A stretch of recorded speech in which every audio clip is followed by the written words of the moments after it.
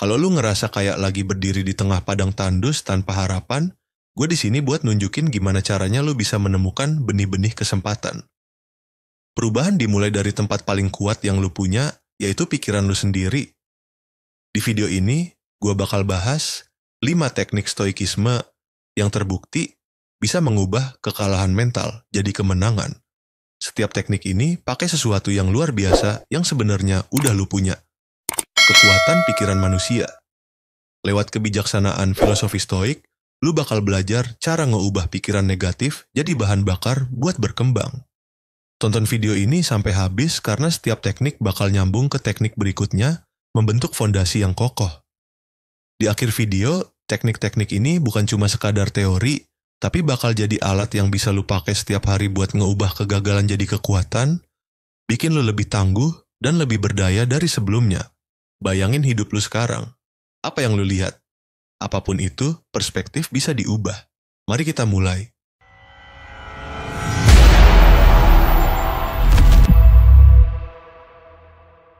Pikirin gini, seburuk apapun hidup lu sekarang, bisa aja lebih buruk. Lu masih bisa bergerak bebas dan nikmatin kebebasan lu. Tapi salah satu pemikir stoik paling terkenal sepanjang masa, yang namanya masih kita baca sampai sekarang, gak punya keberuntungan itu. Faktanya, dia adalah seorang budak. Nama dia Epictetus.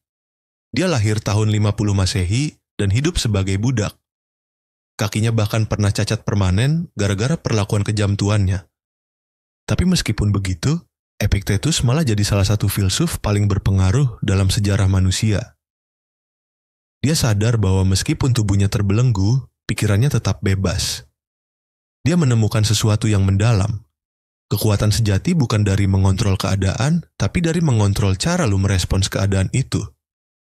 Hidupnya memang berubah setelah dia dibebaskan dari perbudakan.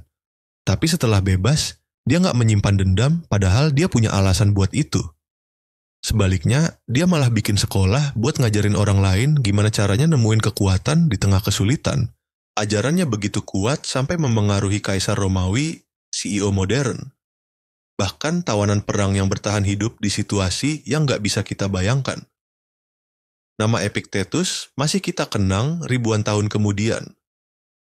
Bayangin di mana dia memulai dan di mana dia berakhir, cuma dengan kekuatan pikirannya.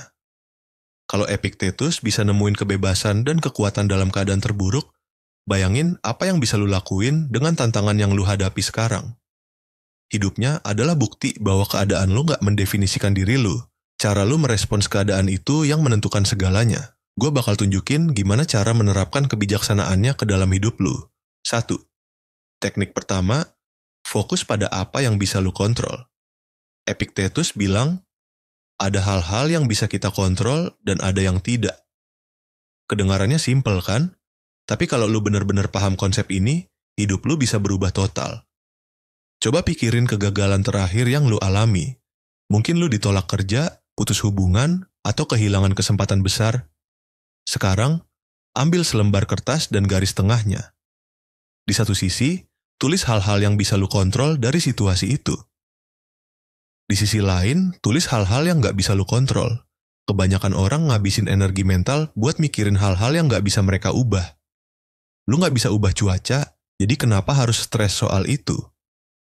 Lu juga nggak bisa ubah hasil pemilu sendirian, karena itu keputusan jutaan orang. Kalau lu dipecat karena bos lu nggak adil, itu di luar kendali lu.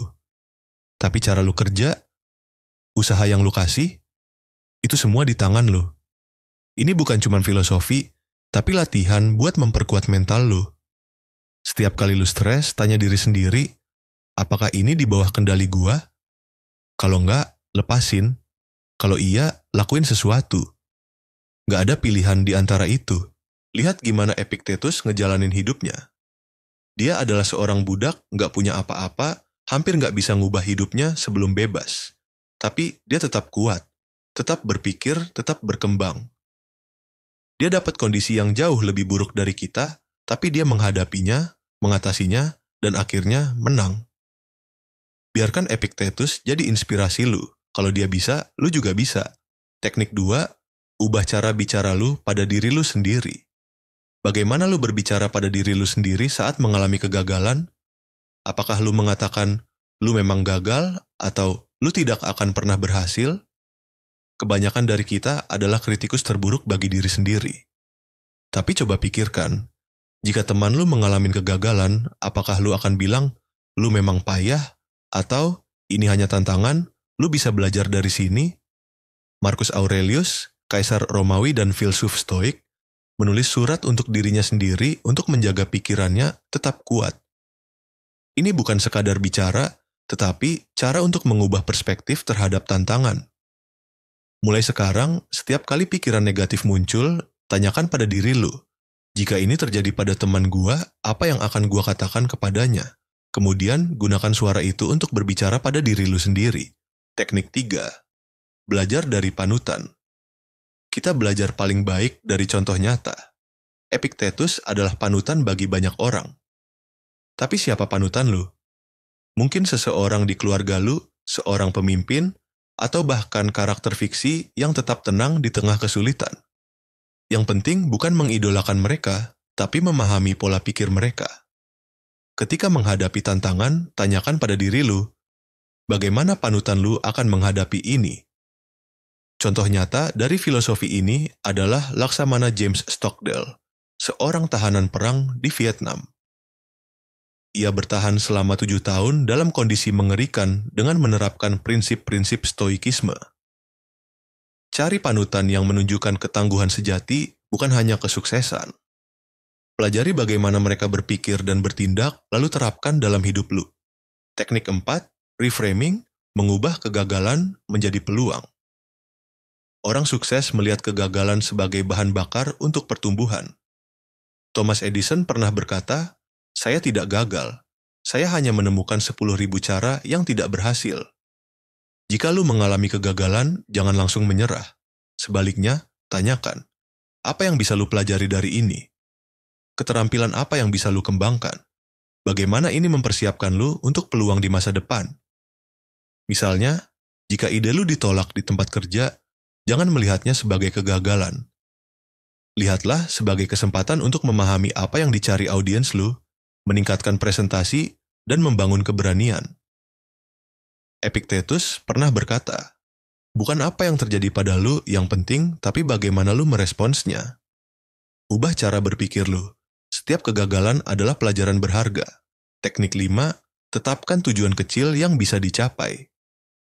Banyak orang gagal bukan karena kurang usaha, tapi karena mereka menetapkan tujuan yang terlalu besar dan cepat merasa kewalahan. Alih-alih berkata, saya harus mengubah seluruh hidup saya. Pecahlah tujuan besar menjadi langkah kecil.